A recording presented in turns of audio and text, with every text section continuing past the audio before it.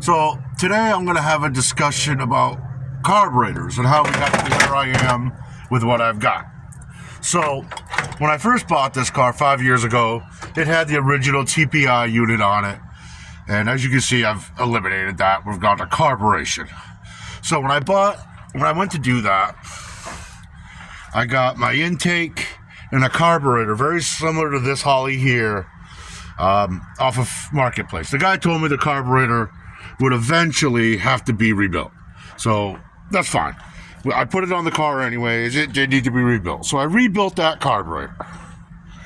And as you could expect, it leaked and it flooded. Long story short, it just wouldn't run. I ended up just saying whatever it needs, we'll do it in Alabama because this was in Ohio. So now we get down here. I sold the old TPI unit and everything for $200 and went and got this Holly carburetor. Now, when I put this on,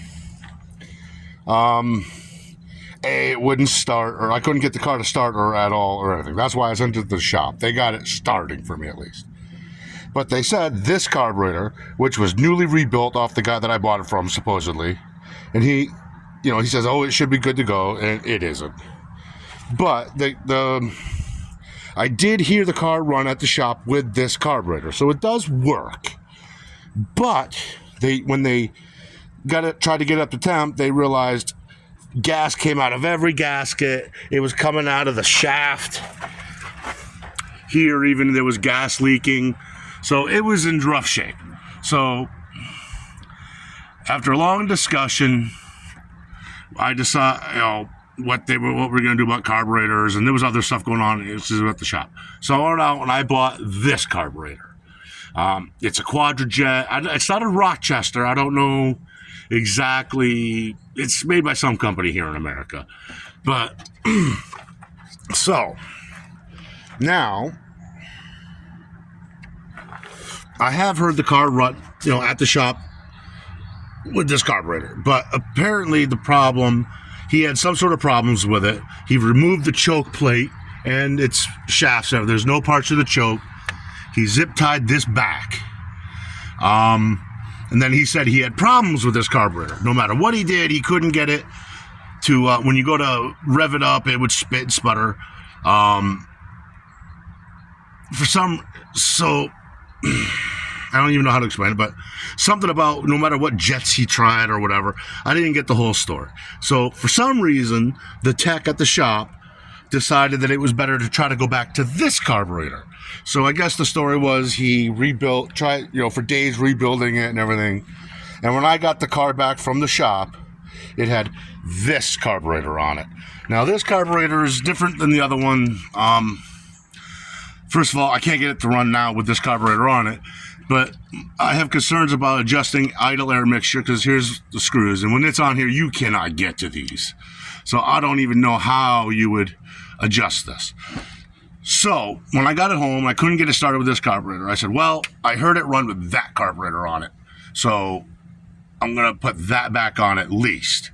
So I got it back on, and I've shown in previous videos it went on. And yes, there was a problem. When I went to give it a little bit of gas, it sputtered. Now, here's my theory on it. I don't think there's anything wrong with that carburetor. I think, because when I saw him trying to mess with it, he didn't have any vacuum here. He didn't have the vacuum to the distributor hooked up. And he's got the choke taken apart, as I mentioned earlier. What I think happened is, first, he disabled the choke because he didn't hook it up. He didn't have the electrical or nothing hook up on it. And he was probably getting flooding issues because the carburetor wanted to choke. Or stay in choke, I mean. So it looks like he disabled that just so he could get the car idling, which is fine, I guess. But he disabled it, and when I called the shop about it, they won't call me back. So now I've got missing parts to my carburetor. And yes, I live in the South. It probably isn't that big of a deal not having a choke. But the point is I paid for an electric choke. So I think one of his problems is when he hooked it up, he didn't hook up the choke. So the carburetor wanted the choke and it was gassing out. And you got to adjust these things. So there's an adjustment here. You loosen these two bolts up and you twist it either way, and that adjusts how much choke you have. So that's one issue I think he had. The second issue I think he had is when you go to rev it and you're not hooked up to your distributor, the ignition timing is not going to advance. So when you're trying to rev it up, that's why it was spitting up through the intake, because you're getting a retarded or an advanced issue, and that's why it was spitting back up. Now, another problem with that I think, and this is actually one of the reasons why I sent it to the shop to have happened, is once we get the initial timing set, which it is, it runs fine. Again, I'm just going to play with this carburetor, see if we can get it to rev. But then you got to deal with total timing. Now, the total timing is how fast that distributor will give either an advancement or a retardment to the ignition timing as it's going around. As it goes faster, it's got to, obviously hit a little sooner before the spark plug. That's going to be an issue. So anyways, this is where we ended up. This is why I have this carburetor on it now, which I'm going to keep trying to work on. And I may try to do something with this. I don't know. But we're going to see where we are. Now, another thing I wanted to bring up. I ended up with 4 subscribers this morning, and that's awesome. I just want to thank you all so much for subscribing and the people who have been viewing and watching. There's a couple of channels I want to kind of mention that I kind of take,